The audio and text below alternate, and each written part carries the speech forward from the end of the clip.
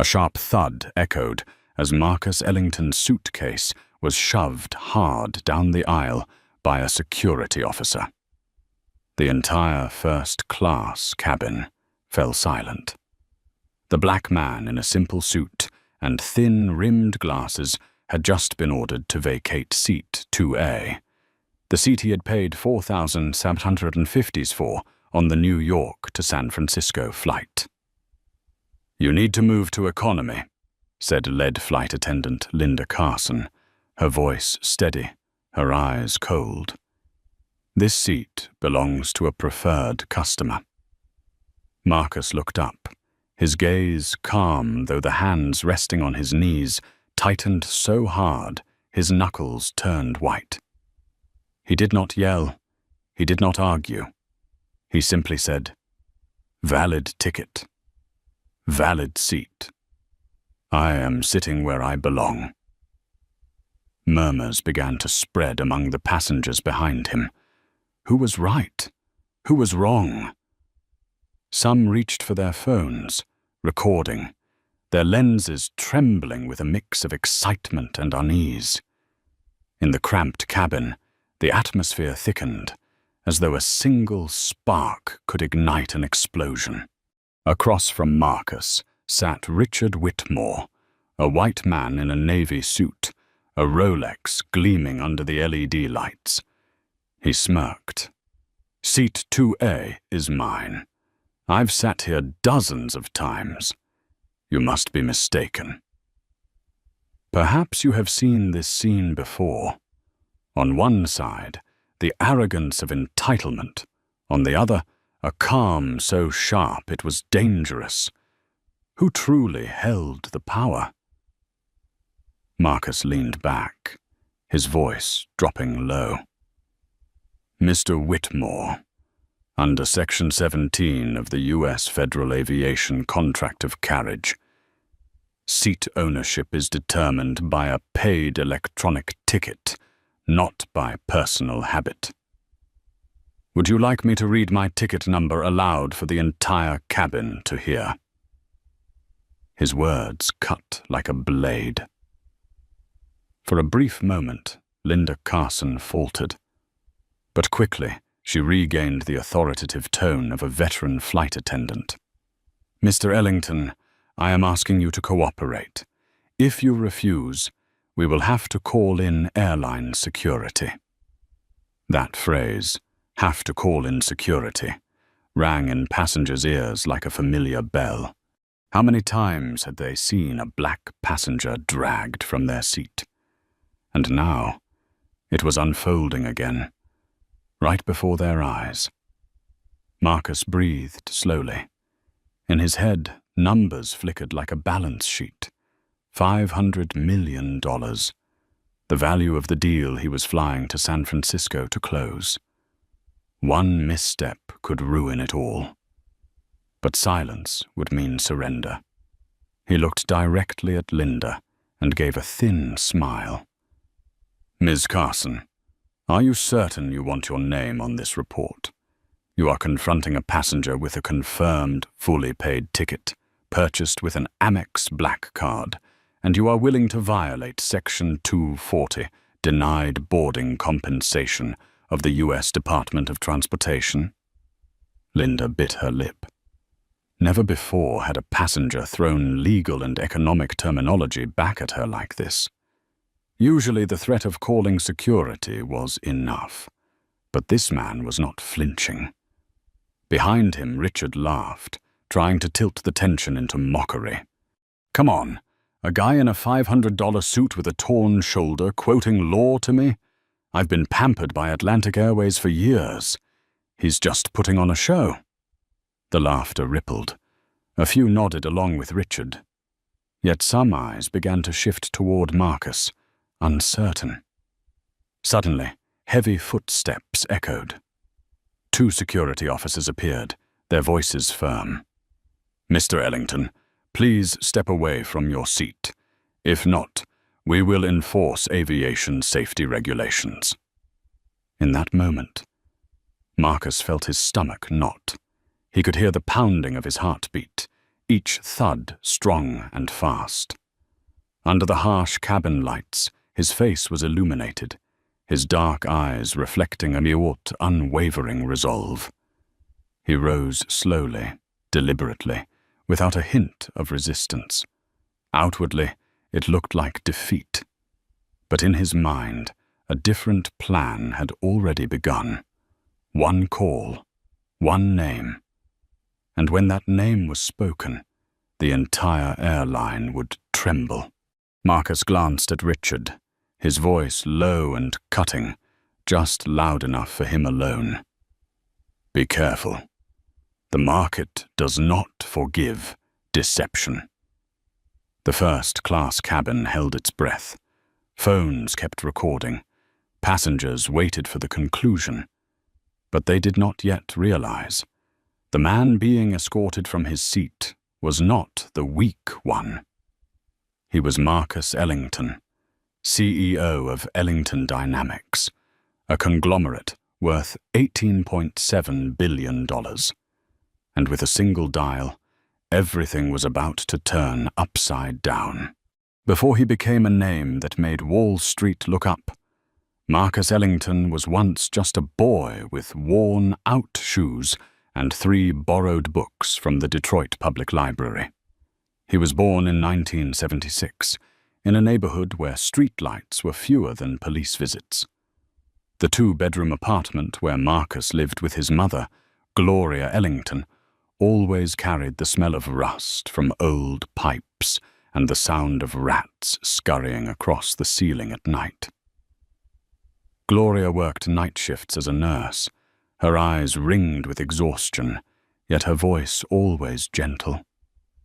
Each morning, she left a small note on the kitchen table. Marcus, study as if you are the last light in this home. Those trembling words, scribbled in haste during a break at work, became the compass of his entire life. Have you ever seen a child underestimated simply because of where he was born? Marcus knew that feeling better than anyone. In elementary school, when the teacher asked the children about their dreams, hands shot up. Doctor, police officer, athlete. When his turn came, Marcus said, I want to become the owner of a bank. The class burst into laughter. A black boy in a faded shirt, daring to dream of wealth and power. But in his eyes, there was not a trace of doubt. At 14, Marcus worked washing windows at a convenience store. The cold bit into his skin, his hands numb, but he always kept a math book tucked inside his coat pocket. As he wiped each frosted pane of glass, he whispered differential formulas to himself. Knowledge is the first share I have to buy, he told himself. A full scholarship carried Marcus to MIT. There, he learned not only engineering and economics, but also how to face the weight of skeptical eyes. On his first day in class, a white student blurted out, Maybe you're in the wrong room. Marcus smiled, sat down, and by the final exam, it was he who earned the highest grade. After graduation, he worked at a small investment fund. But within 3 years, Marcus realized, as long as someone else holds the keys, I will always be a guest. He walked away from a 6-figure salary, returned to his mother's apartment, and started a company with nothing but an old laptop and a first contract worth $25,000. That was the beginning of Ellington Dynamics. The company started with real estate data analytics, then expanded into AI technology for finance. Within 10 years, Ellington Dynamics became a multi-billion-dollar corporation spanning 3 continents. But success was not only measured in numbers. Marcus never forgot his mother's words. Power does not lie in ownership, but in changing the way others are treated. That is why he built an internal policy where 70% of employees were recruited from economically disadvantaged areas. To the media, Marcus Ellington was the black giant of Wall Street. But to himself, his past was etched like a scar. The times a store guard tailed him down the aisles, the times his credit card application was denied despite a perfect score, dismissed only because of perceived risk. Once, in the early days of his startup, Marcus was stopped in the lobby of a hotel. The guard barked, "The conference rooms on the 15th floor are for VIP guests only." Marcus held out his card, a cold smile on his lips. "Good, because I am the one paying for the entire 15th floor today." In that moment, he realized a bitter truth. People were not doubting his abilities. They were doubting his presence. And he swore to turn every humiliation into leverage for power. Now, at 47, Marcus was no longer the boy washing windows. He was the man in seat 2A with a $500 million deal waiting in San Francisco. But when Linda Carson and Richard Whitmore stood there, denying his rightful seat, every memory of Detroit, of MIT, of his mother's old apartment, surged back like a storm. They were not just blocking him from a chair. They were replaying a history he had fought so hard to escape. And this time, history would not repeat itself quietly. Dawn in New York bent its first rays of light across the towering glass buildings. The city had not yet shaken off the breath of night, but in the 60th floor penthouse of Marcus Ellington, everything moved with the precision of a well-tuned symphony. Marcus sat at a long walnut desk, his laptop open to a report titled Acquisition Deal, Valuation, $500,000. He read each line of figures, lips pressed lightly, occasionally tapping his finger against the polished surface. A slow, steady rhythm, a habit whenever he needed absolute focus. Beside him, a cup of Ethiopian coffee still steamed, untouched. Instead, his eyes lingered on a framed photograph, his mother Gloria, her gentle smile, her hand resting on the shoulder of a young Marcus. "Today, Mom," he murmured, $500 million, and more than that, your faith in me." The phone rang. On the screen appeared the name Rachel Kim, his 32-year-old executive assistant, the one who always stood beside him during crucial deals. "The schedule is clear, Marcus." Rachel's voice was crisp. "The San Francisco team is ready to sign. The lawyers have reviewed every clause. No loopholes." Marcus nodded. "Good. Make sure Clause 12.4 on minority share control remains intact. That's the final key." He ended the call, slipped on a charcoal overcoat. The elevator carried him down to the lobby. When the doors opened, his driver was waiting. The black Mercedes S-Class pulled away from the curb, morning light glinting off the tinted windows. Inside, Marcus opened his leather bag and took out a small notebook. Not a report, not a contract, but personal notes. Every financial decision carries a story. Understand the story, and you will understand the person. Perhaps that was why Marcus was often called the storyteller of numbers. He did not simply see balance sheets. He saw the sweat of workers, the dreams of startups, the hunger of young founders. JFK Airport gleamed bright, streams of people flowing like metallic waves beneath fluorescent lights. As Marcus stepped out of the car, a few eyes flickered toward him. A man in an unbranded suit, modest leather shoes, Nothing flashy. They had no idea this man controlled a fortune worth over $18.7 billion. At the first class check in counter, the attendant bowed slightly. "Good morning, Mr. Ellington. Seat 2A is ready. Here is your boarding pass." Marcus accepted the ticket with a slight nod. Movements precise, never showy.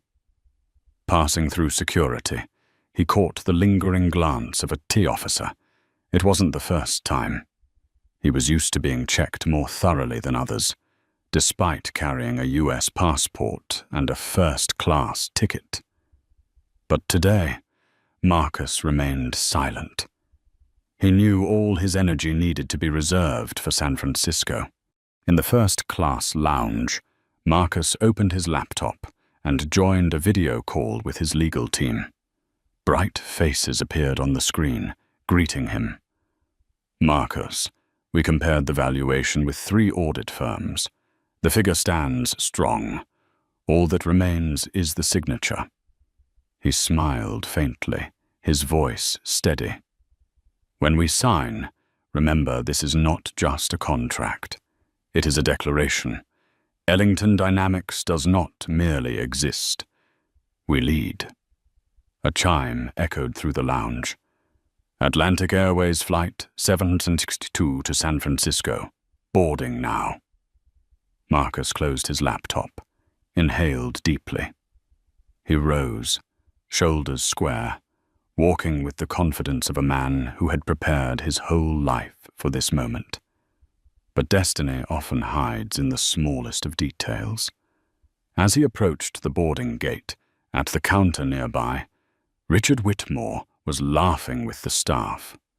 A man long accustomed to being called a preferred guest, to having the system bow at the mention of his name. And in just a few minutes, he would ignite a chain of events that would shake Atlantic Airways to its core. Marcus did not know. Or perhaps, more truthfully, he was simply too familiar with being underestimated. What he could not foresee was that this time, the underestimation would be witnessed by the entire world, under the glow of millions of phone screens. The distinct sound of a boarding pass scanning rang out, a sharp beep as the green light turned on. Marcus Ellington stepped through the gate, his stride steady and calm. A few passengers were already settling into their seats, the warm golden light of the first-class cabin spilling down, casting a sheen of luxury over everything. Wine already poured, crisp white linens folded neatly, leather seats that seemed to mold perfectly around the body. Marcus placed his carry-on in the overhead compartment, sat down in the seat 2A, fastened his seatbelt, adjusted his seat, and opened his laptop to review the final clauses of his deal. Everything was in order. Calm, ordinary. A moment that felt like any other flight. But then a voice cut through the air, sharp as a knife slicing the silence. "Excuse me, but you're sitting in my seat."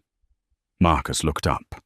In front of him stood Richard Whitmore, navy suit, bright red tie, Italian shoes polished to a mirror shine.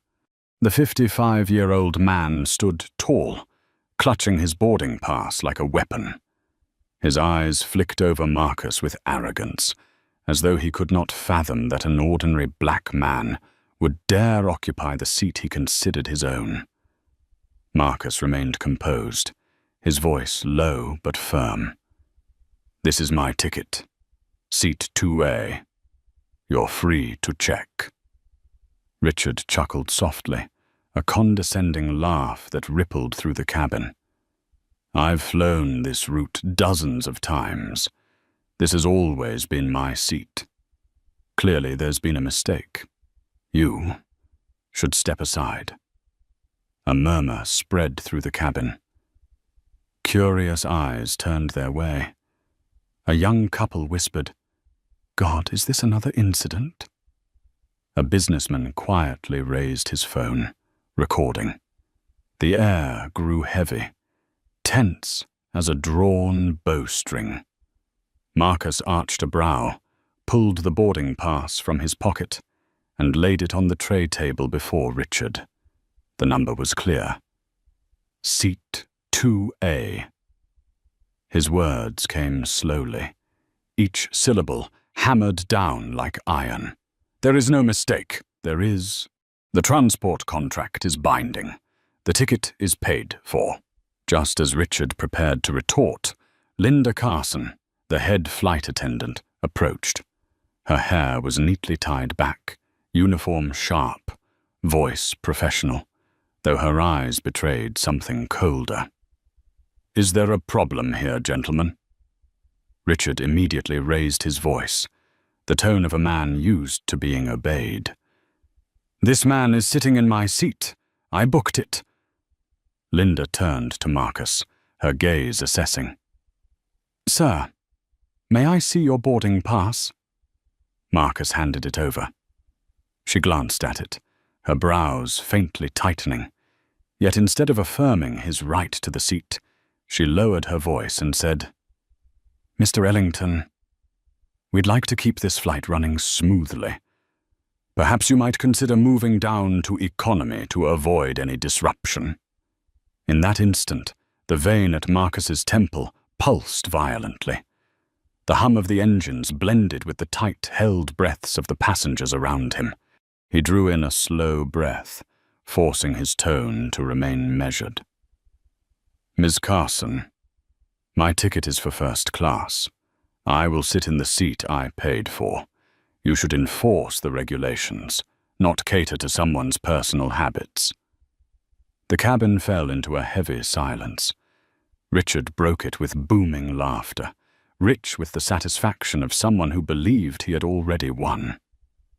"See? He's just trying to act important. Look at that suit, probably bought from an outlet clearance rack. He doesn't belong here." A few chuckles followed, shallow and complicit. But there were other eyes, too, uneasy, ashamed, and quietly furious at what they were witnessing. An elderly woman whispered to her neighbor, "Why don't they look at the ticket instead of his skin?" Linda tried to maintain her professional tone. "Mr. Whitmore, allow me to verify the information." But Richard cut her off, voice edged with disdain. "No need. I know this is my seat. I'm a loyal guest of Atlantic Airways. I won't let some outsider disrupt that." Marcus was silent for a few beats.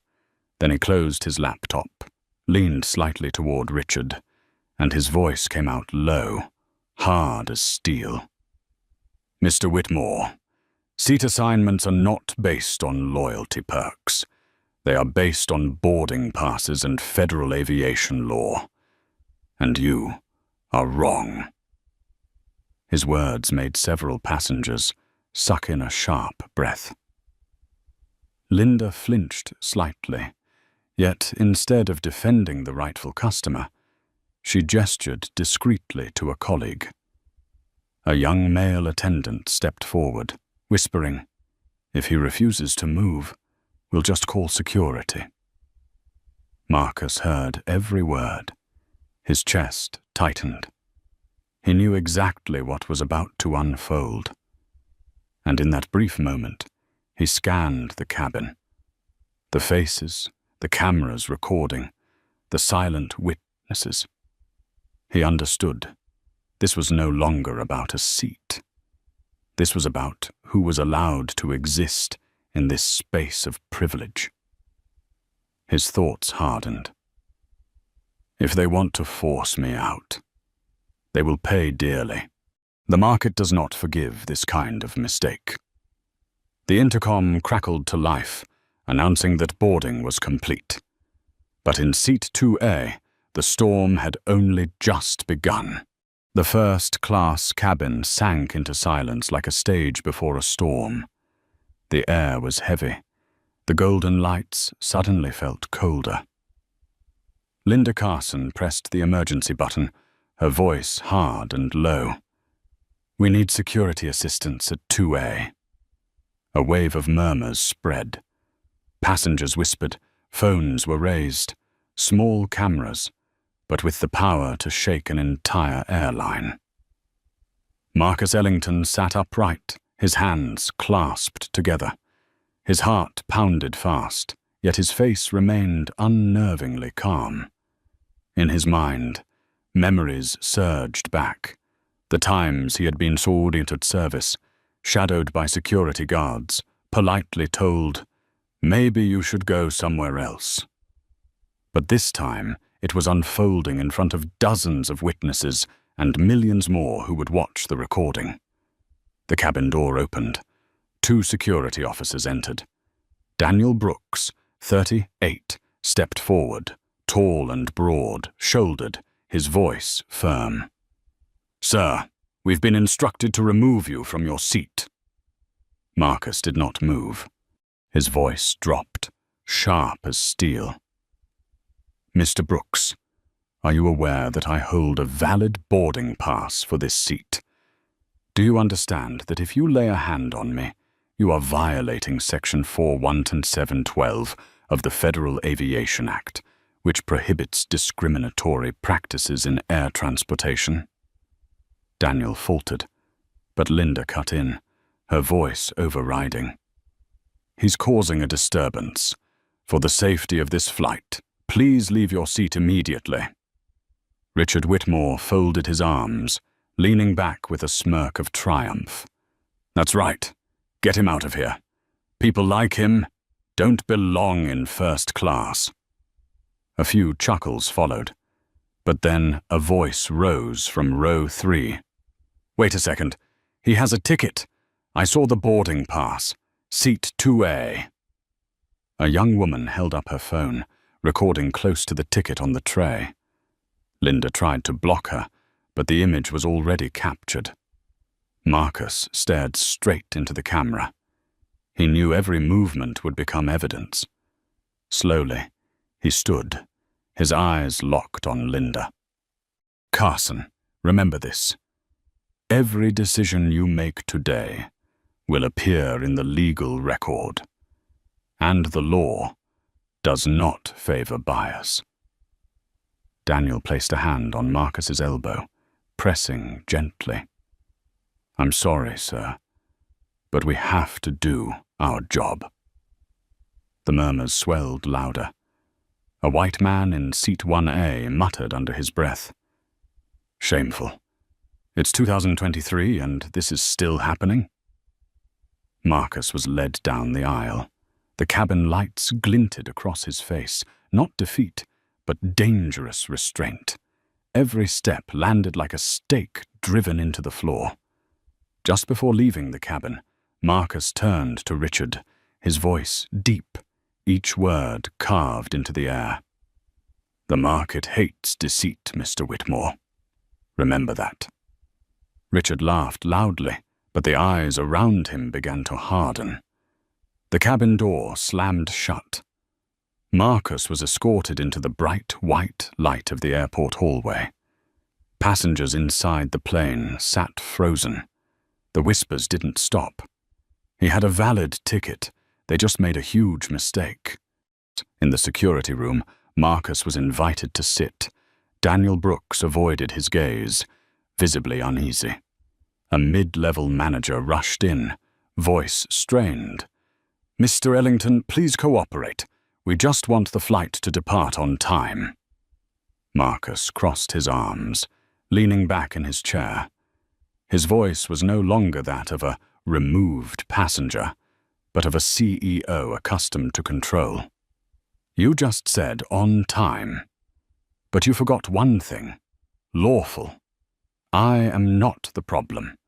Your biased system is the problem. And believe me, I know exactly how to handle systems." The manager swallowed hard. For a moment, he felt as though he was facing something far greater than an ordinary passenger. Marcus pulled out his phone and dialed. He spoke slowly, clearly, so that everyone could hear. Thomas Green, this is Marcus Ellington.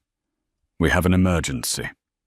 Atlantic Airways has just openly violated Section 41712 in front of dozens of witnesses.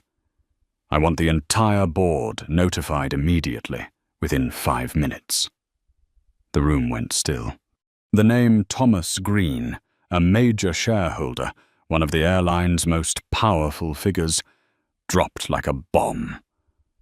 Marcus lifted his gaze, his eyes burning like steel fire. He had been forced out of seat 2A in humiliation. But within minutes, the entire airline would pay the price. The airport security room fell into silence after Marcus mentioned the name Thomas Green. To the mid-level staff, it was not just a name, it was an alarm bell. Green, the major shareholder of Atlantic Airways, the man whose influence could make the entire executive board turn on its axis. Marcus held the phone to his ear, his voice steady, unhurried, yet each word landed like a hammer strike. Thomas, I was just pulled out of seat 2A on flight 762. Valid ticket, clear boarding pass. The reason? Open discrimination. The entire incident has been recorded by passengers. If Atlantic wants to avoid a global media crisis within 24 hours, I want immediate action. On the other end, there was silence. Then an aged yet razor-sharp voice cut through. Marcus, don't worry. I will handle it. You are still at JFK, correct? Yes, and I want them to know you just called. Marcus ended the call and sat upright.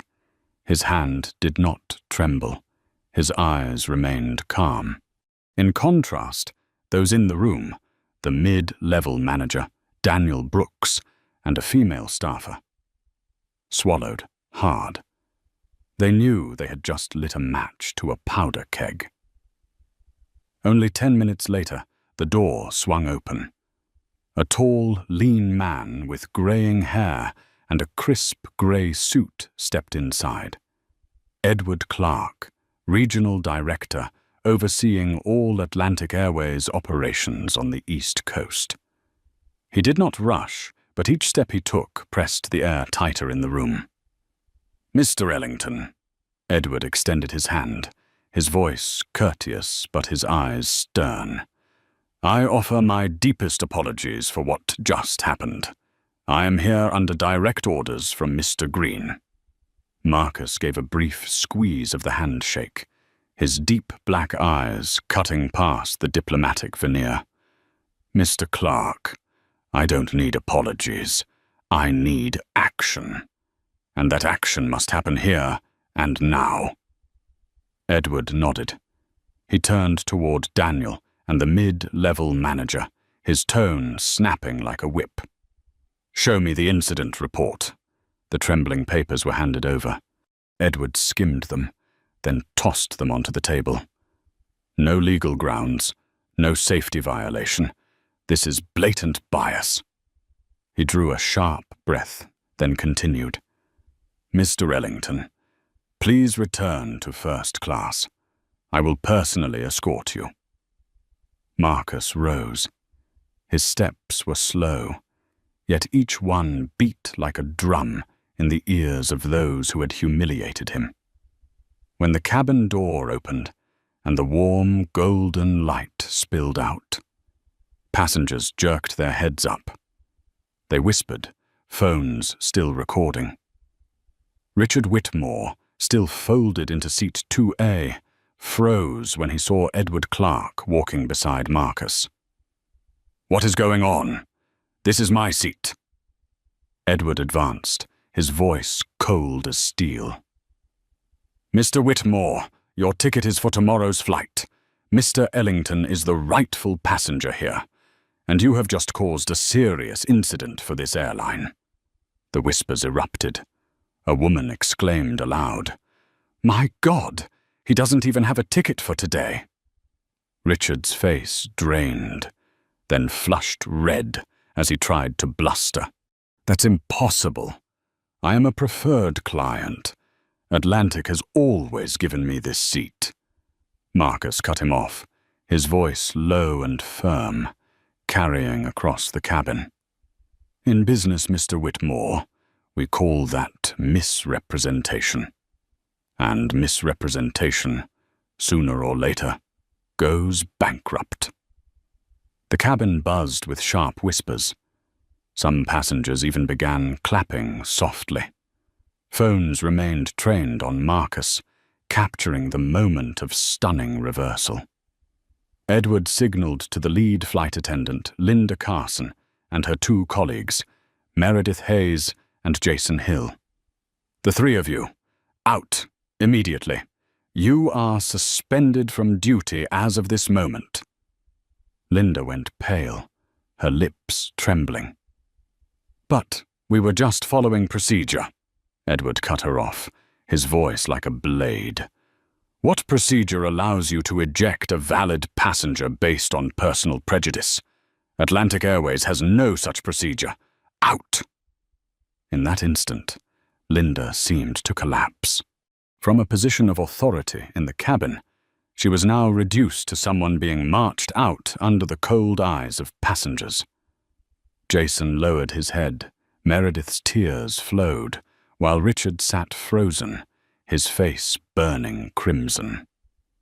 Marcus quietly settled back into seat 2A. He fastened his seatbelt, opened his laptop, and resumed reviewing his contract as though nothing had happened.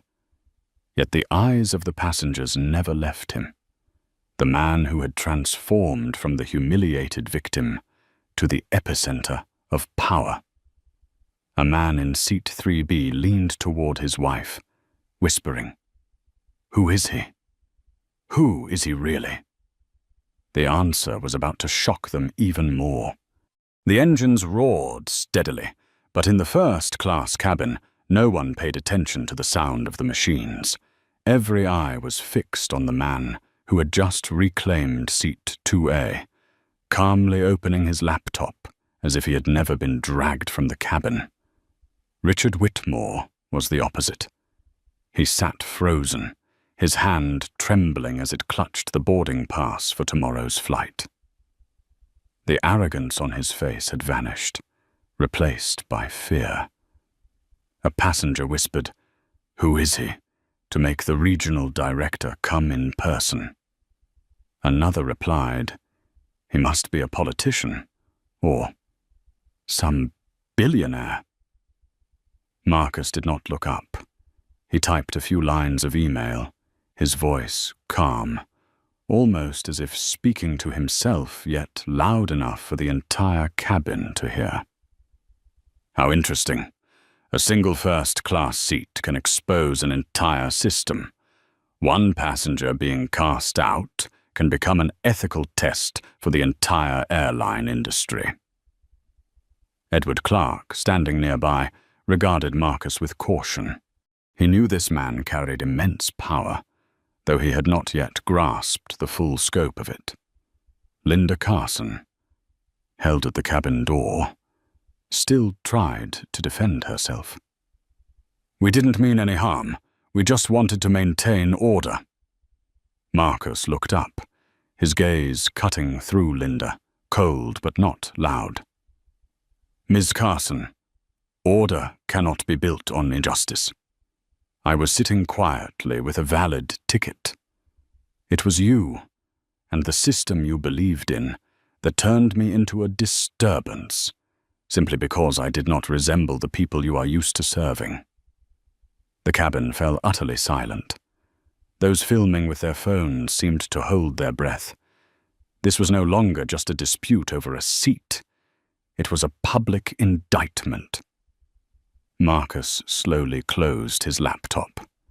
He stood, turned to face the entire cabin, his voice rising clear and commanding, like a speech delivered in a grand hall.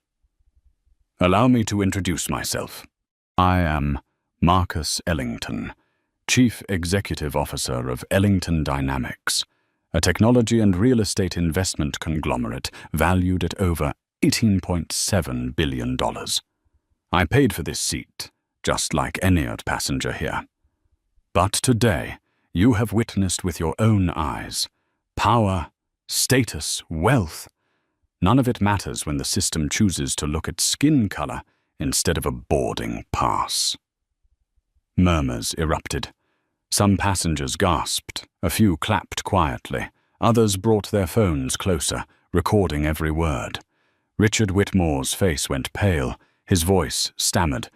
You're the CEO of Ellington Dynamics? Marcus tilted his head, a faint smile curling. Yes, and you just tried to eject the CEO of a multinational corporation from a seat you did not even purchase for today. The entire cabin burst into laughter, but it was bitter laughter aimed squarely at Richard. He shrank into himself, his eyes darting for escape. Marcus turned to Edward Clark. Mr. Clark, Atlantic Airways has a choice. Either you bury this incident, only to have the media unearth it at the cost of billions, or you turn it into a turning point. Admit the mistake, reform immediately. You decide. Edward drew a deep breath. He could feel the pressure, not just from Marcus, but from the dozens of cameras live streaming at that very moment. He nodded. Mr. Ellington, I give you my word. The entire crew involved will be dismissed, and Atlantic Airways will begin anti-bias training immediately. I will report directly to the board of directors today. Applause broke out. At first scattered, then swelling, filling the first-class cabin. Eyes turned toward Marcus, not just in respect, but in relief. They had just witnessed justice take shape in the sky. Marcus sat back down, pulled his laptop toward him. He spoke softly, yet clearly enough for those nearby to hear. Justice is not a slogan. It is action, even in an airplane seat. Linda Carson lowered her head. Stepping out of the cabin in silence, Richard quietly gathered his things, retreating under the contemptuous stares of fellow passengers. Marcus reopened the $500 million deal file. He knew that in just a few hours he would sign a historic contract. But deeper than that, what he had just signed here, before dozens of witnesses and millions who would watch the video, was something greater. A declaration of fairness. Under the cabin's light, his eyes glowed, not only with personal pride, but with the strength of an entire generation. We will not remain silent. Flight 762 finally took off, but in the first-class cabin, the atmosphere had not yet returned to normal. There were still furtive glances, phones hidden behind seatbacks, and scattered whispers drifting through the air. Marcus Ellington opened his laptop and continued reviewing the terms of his contract, as if the storm a moment ago had nothing to do with him. But he knew well, the real storm had only just begun. Before the plane's wheels even touched down in San Francisco, a 2-minute 47-second video appeared on Twitter. It was posted by a young passenger seated in row 3. The caption was brief. Black CEO dragged from first-class seat because a white regular wanted it. Watch what happened next.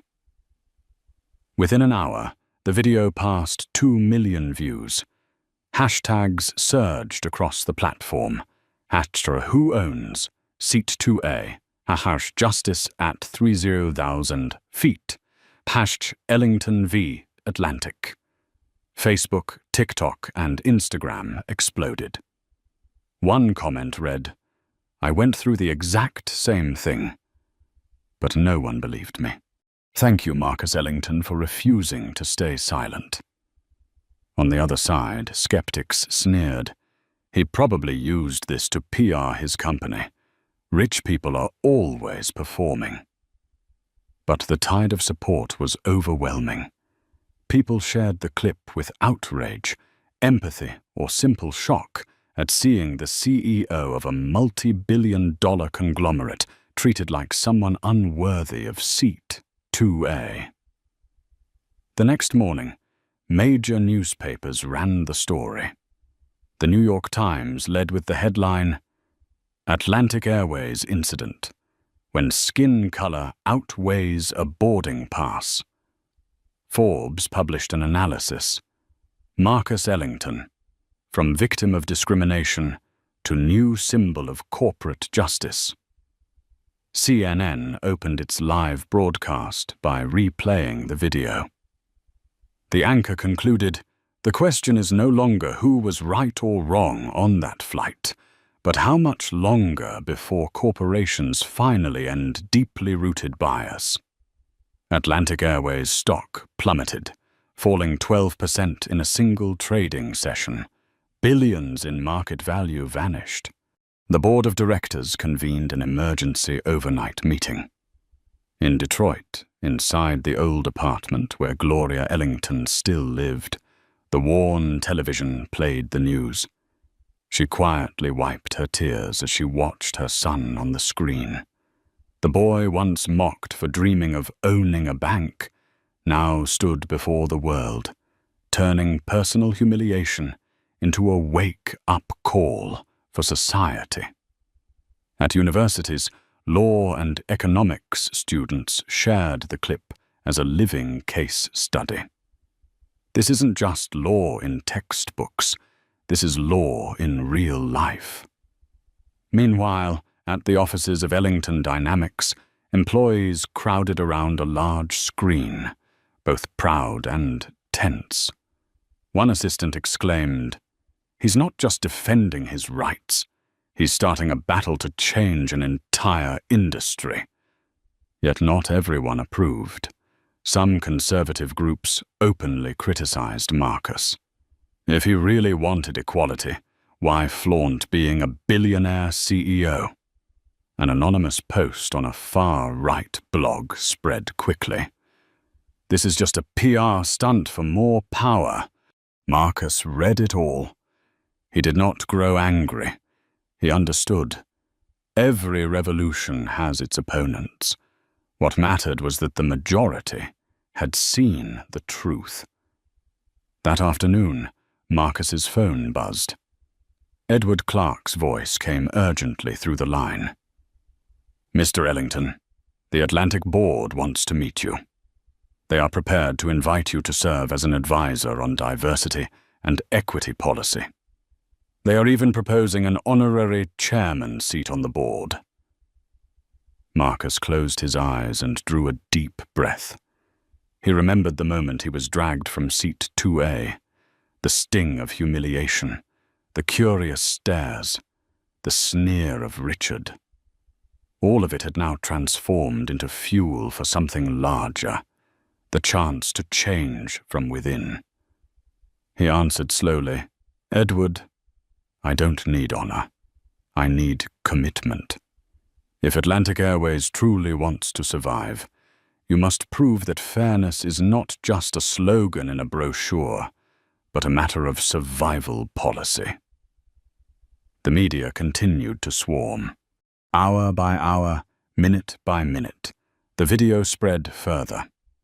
Other airlines began issuing internal memos, instructing staff to strictly avoid any biased treatment of passengers.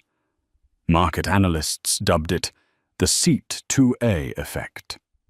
One commentator wrote, "Just one seat, but it forced the entire airline industry to re-examine itself."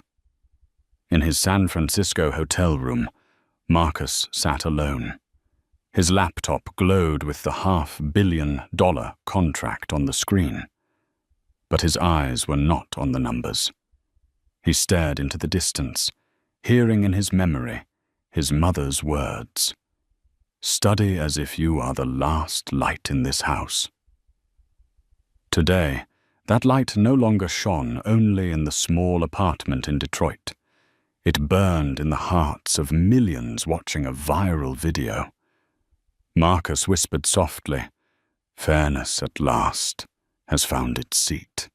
3 days after the incident on Flight 762, the headquarters of Atlantic Airways in Manhattan descended into chaos. The revolving glass doors spun non-stop with reporters, cameras, and protesters holding signs high. Fairness is not a privilege. Everyone deserves their own seat 2A. Inside the boardroom on the 40th floor, the board of directors sat in a circle. The air was thick with the smell of coffee and anxiety. A massive screen on the wall displayed a blood-red chart. Stock down 18% in 5 days. Nearly $4.3 billion in market value wiped away. The chairman of the board spoke with a gravelly voice. "We no longer have a choice. Either admit our mistake and reform, or wait for collapse." The name Marcus Ellington was spoken again and again. The video of him revealing his identity on the flight had become a symbol. One board member said bluntly, "We need him, not just to calm public outrage, but to redefine Atlantic." In a private conference room in San Francisco, Marcus sat across from 7 executives. Their eyes carried a mix of desperation and wariness. Edward Clark broke the silence. "Mr. Ellington, we invite you to become a senior advisor for our reform program. Compensation, you may name it." Marcus folded his arms, his voice calm but razor-sharp. "You do not understand. This is not about compensation. This is about survival. If Atlantic does not change, you will lose the market, lose trust, and eventually lose everything. The issue is not me, it is the millions of customers out there." He placed a folder on the table. On the cover were the words, "Diversity and Equity Compliance. Blueprint." "This is my proposal, a bias awareness training program for all employees, from cabin crew to management. An internal monitoring system to ensure every decision is based on data, not prejudice, and an independent committee of civil rights experts to oversee it. If you are truly serious, I will lead this project." The room fell silent. One executive sighed, then nodded. "We agree." The following month, Atlantic Airways announced a program called Seat for All. The media erupted. In the promotional clip, Marcus Ellington appeared, his deep voice resonating. "It does not matter who you are, where you come from, or what you look like. A purchased ticket is an undeniable right, and we will guarantee that." Hundreds of employees lined up for the first training session. Linda Carson, the chief flight attendant who once opposed Marcus, appeared unexpectedly. She no longer wore her Atlantic uniform, but sat as a regular participant. When asked why, she replied simply, "Because I was wrong, and I want to start over." Within just 6 months, an independent report showed 95% of Atlantic Airways passengers felt the service was fairer than before. Rival airlines were forced to follow, launching similar programs to avoid being labeled outdated. An analyst on Bloomberg called it the Ellington effect. In the past, airlines measured success by quarterly profits. Now, they are forced to measure it by passenger trust. In his San Francisco office, Marcus gazed out the window as the sunset washed over the city. His assistant Rachel Kim entered with a new report. "Marcus, the $500 million deal has closed, But everyone is only talking about Atlantic Airways. You have become a social symbol." Marcus smiled faintly. He had not sought such a title. But he knew, sometimes history does not let you choose. It puts you at the center of the storm and forces you to stand firm. He recalled the moment he was dragged from seat 2A. Humiliation. Insult. But that very moment had triggered a shift that changed an entire industry. Universities began teaching the seat 2A case in business ethics classes. Law students analyzed Section 41712 as a prime case study. On social media, the hashtag #SeatForAll turned into a movement demanding fairness, not just in airlines, but in banking, hotels, and public services.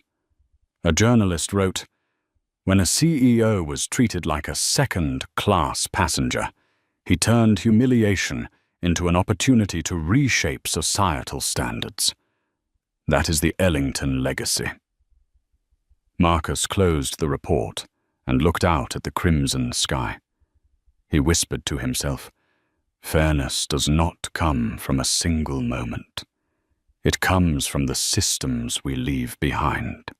A year had passed since the fateful Flight 762. The sky over New York was clear. Planes still took off and landed as if nothing had ever changed. But for millions of people, one first-class seat, seat 2A, had become a symbol. Atlantic Airways released its annual report. Revenue was up 14%. Customer satisfaction reached a record 97%. In the opening segment, a video began with Marcus Ellington seated in 2A, his voice resonating. Fairness is not a slogan. It is the foundation of trust. And trust is the real fuel that lifts an airline. The Atlantic Board of Directors publicly admitted, "We were wrong. But from that mistake, we learned how to make things right."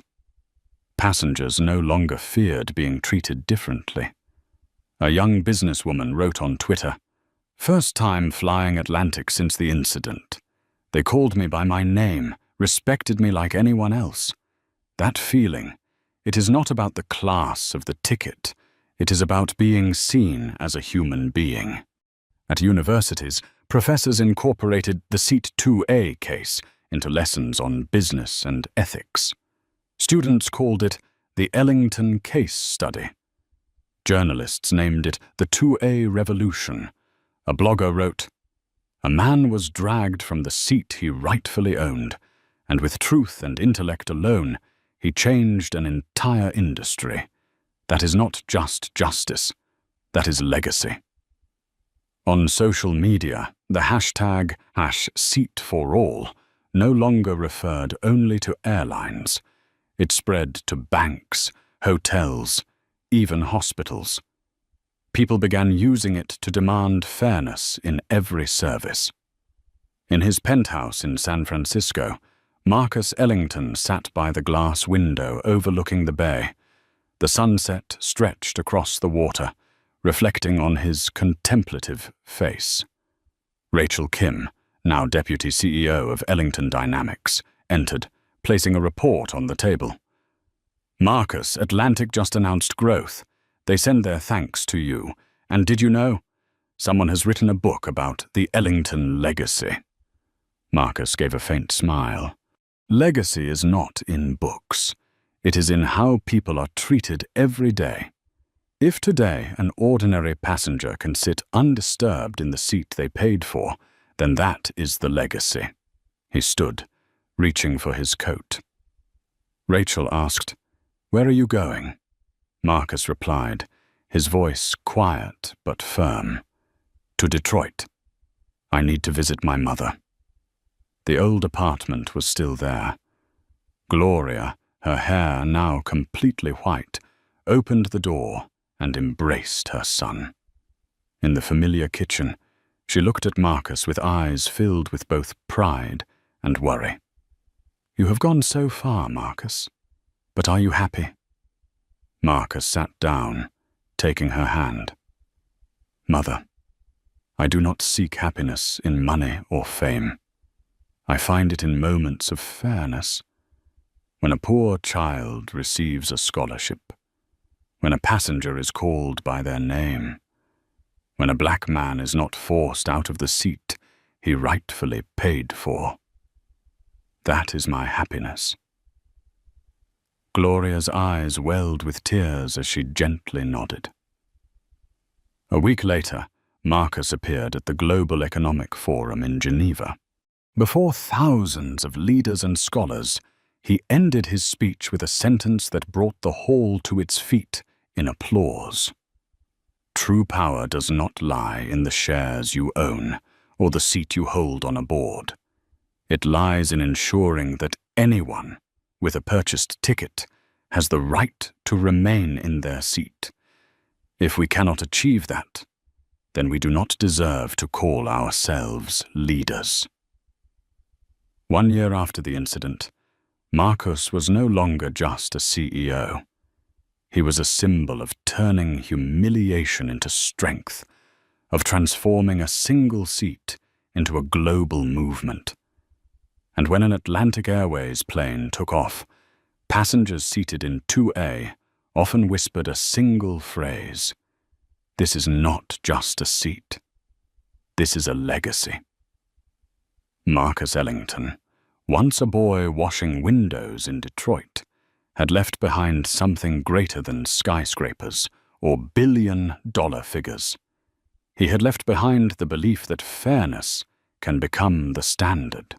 In the world of business and service, people often speak of market share, profits, or power seats in the boardroom. But the story of Marcus Ellington has shown us this: true power does not lie in the highest chair of a corporation, but in ensuring that anyone can remain seated in the place they have paid for. Seat 2A is not just a seat on a plane. It became a symbol, a moral test for the entire airline industry and beyond, for society as a whole.